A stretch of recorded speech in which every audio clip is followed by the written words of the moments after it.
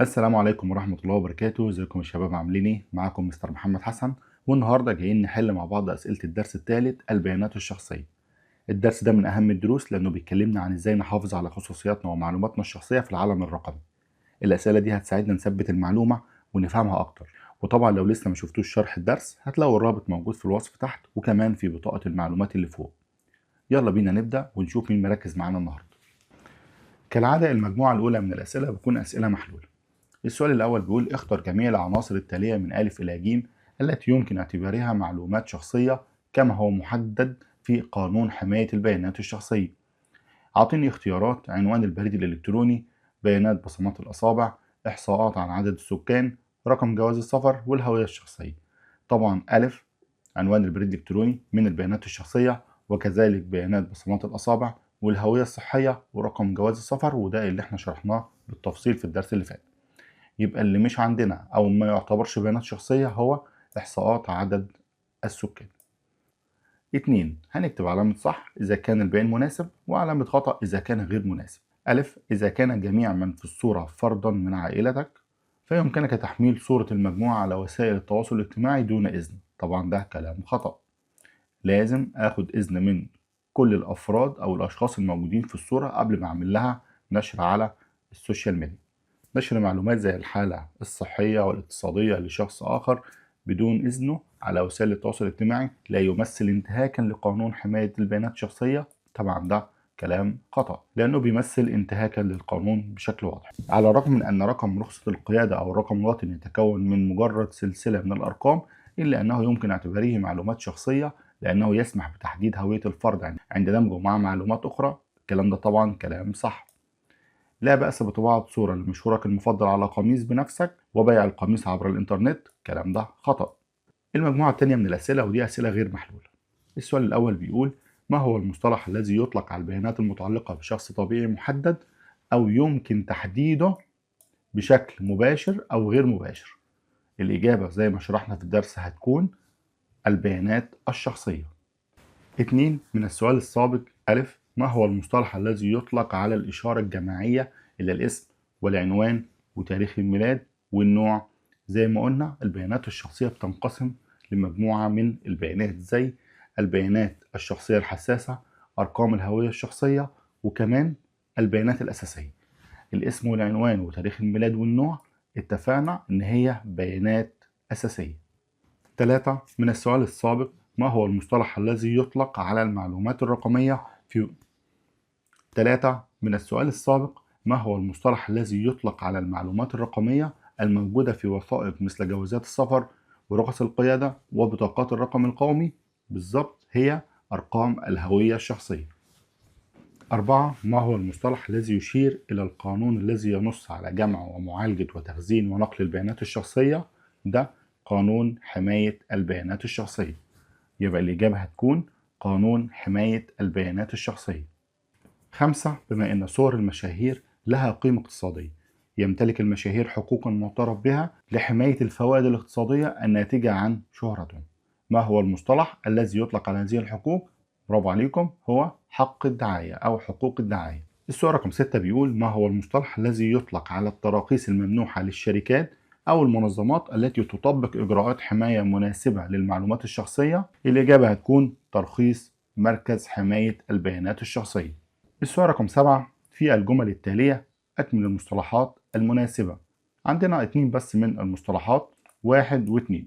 يقصد به النظام الذي يشترط الحصول على موافقة صريحة ومسبقة من المستخدم قبل جمع بياناته الشخصية أو معالجتها أو تقديم الخدمة له، ده نظام الموافقة المسبقة. بينما يطلق على النظام الذي يتيح لمقدم الخدمة معالجة بيانات المستخدم أو الاستمرار في تقديم الخدمة ما لم يبدي المستخدم اعتراضا صريحا أو يطلب وقف المعالجة أو الخدمة. اسم نظام، برافو عليكم، نظام الاعتراض. 2. أجب عن الأسئلة التالية. اختر عبارة واحدة صحيحة فيما يتعلق بالبيانات الشخصية. 1. يتم حماية المعلومات العامة مثل درجات حرارة المدن. أكيد طبعا خطأ. على الرغم من أن معلومات جواز سفرك ورخصة قيادتك وبطاقة الرقم القومي ليست سوى تسلسلات من الأرقام، إلا أنها لا تزال تشكل بيانات شخصية. دي إجابة صحيحة. 3. أسماء الأفراد وعناوينهم وتاريخ ميلادهم وجنسهم التي تم نشرها بالفعل في الصحف وعلى الإنترنت لا تشكل بيانات شخصية. طبعا ده كلام خطأ. ما زالت برضه بيانات شخصية. 4. لا تعتبر الحالة الصحية والنفسية في الصحف والأخبار لشخصية مشهورة بيانات شخصية، برضه ده كلام خطأ. يبقى الإجابة الصحيحة هتكون رقم 2. السؤال رقم 2 بيقول اختر عبارة واحدة صحيحة فيما يتعلق بحقوق الصورة من الخيارات 1 إلى 4. 1. حق الفرد في حماية البيانات الشخصية التي لا يريد أن يعرفها الآخرون. لا، دي مش من ضمن حقوق الصورة. الحق في حماية الفوائد الاقتصادية التي تنشأ من حقيقة أن صورة أحد المشاهير لها قيمة اقتصادية، برضو لا.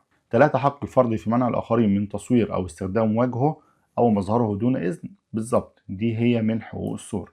4. الحق في حماية الأعمال الأدبية والفنية والعلمية، لا دي برضو مش متعلقة بحقوق الصورة، يبقى الإجابة هتكون رقم 3. 3. تصف العبارات التالية من 1 إلى 4 البيانات الشخصية والخصوصية. ضع علامة صح إذا كانت العبارة مناسبة وخطأ إذا كانت غير مناسبة. 1. التقاط صورة لوحة شخصية لشخص مشهور قمت برسمها بنفسك وحفظها على هاتفك الذكي لا ينتهك قانون حماية البيانات الشخصية، طبعا خطأ، لأنها ما زالت برضو اللوحة الشخصية دي خاصة بشخص، حاجة بتاعته، حاجة خاصة بيه أو من بياناته الشخصية. إذا كان شخص ما صديقك يمكنك تحميل صورة لوجهه على وسائل التواصل الاجتماعي دون إذن، أكيد طبعا كلام خطأ. يحظر نقل البيانات الشخصية لفرد ما إلى أطراف ثالثة دون موافقة الفرد، ده كلام صحيح. من المسموح بيع بضائعك لمعجبيك من المشاهير إذا قمت بإنشائها شخصيا، طبعا خطأ. زي ما قلنا ما ينفعش إن أنا أجيب صورة لشخص مشهور وأعملها على تيشيرت وأبدأ إن أنا أبيعه، طبعا ده انتهاك لحقوق البيانات الشخصية بتاعته. المجموعة الأخيرة من الأسئلة من الخيارات التالية من أ إلى س اختر العبارة التي تناسب الفراغات من 1 إلى 6. في سياق قانون حماية البيانات الشخصية يشير نقط إلى المعلومات التي يمكن أن تحدد هوية الشخص الطبيعي، طبعا الإجابة هتكون البيانات الشخصية، يبقى هنا هتكون رقم 1. ومن بين هذه المعلومات يشار إلى المعلومات المهمة التي تستخدم أيضا للتحقق من الهوية باسم البيانات الأساسية، والتي تشمل البيانات الأساسية، اتفقنا إنها بتشمل إيه؟ بالظبط بتشمل الاسم وبتشمل العنوان وكمان بتشمل تاريخ الميلاد وبتشمل النوع. علاوة على ذلك تعتبر المعلومات التي يمكن أن تحدد هوية الفرد عند دمجها مع معلومات أخرى اسمها إيه؟ برافو عليكم، المعلومات الشخصية التي تتطلب رعاية خاصة. ومن الأمثلة على ذلك الذي يشير إلى المعلومات الرقمية زي رقم رخصة القيادة والرقم القومي، الإجابة هتكون أرقام الهوية الشخصية. السؤال بيقول اختر كل العناصر من 1 إلى 4 التي يمكن اعتبارها معلومات شخصية كما هو محدد في قانون حماية البيانات الشخصية. اسم مستعار للاستخدام على وسائل التواصل الاجتماعي مكون من حروف وأرقام، الإجابة هتكون صحيح. معلومات مثل أسماء وعناوين الأجانب المقيمين في بلاد أجنبية، دي برضو بيانات شخصية. معلومات زي حالة الطقس ومعدل هطول الأمطار، لا طبعا دي ملهاش علاقة بالبيانات الشخصية. البيانات البيومترية زي بصمة العين وبصمة الأصابع تعتبر من البيانات الشخصية. اختر عبارة واحدة صحيحة فيما يتعلق بحقوق المؤلف من 1 إلى 4. طيب الإجابة هنا هتكون الحق في حماية أفكار الفرد وأعماله الأدبية والفنية. الباقي كله طبعا ملوش علاقة بحقوق المؤلف. رقم 3 هي حق الصورة. رقم 2 دي حق الدعاية. ورقم 1 ده قانون حماية البيانات الشخصية. يبقى الإجابة الصحيحة هتكون رقم 4. 3. تصف العبارات التالية من 1 إلى 4 السلوكيات المتعلقة بالبيانات الشخصية والخصوصية. ضع علامة صح إذا كانت مناسبة وخطأ إذا كانت غير مناسبة.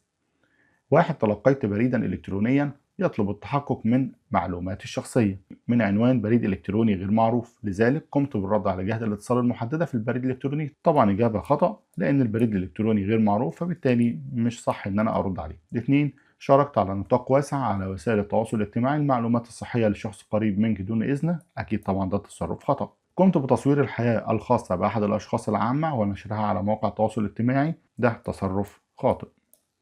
يتم حفظ أرقام هواتف أولياء الأمور وعناوينهم في ملفات المدرسة بشكل آمن ولا تشارك مع أطراف خارجية، ده تصرف صحيح. وكده يبقى انتهينا من حل أسئلة الدرس الثالث.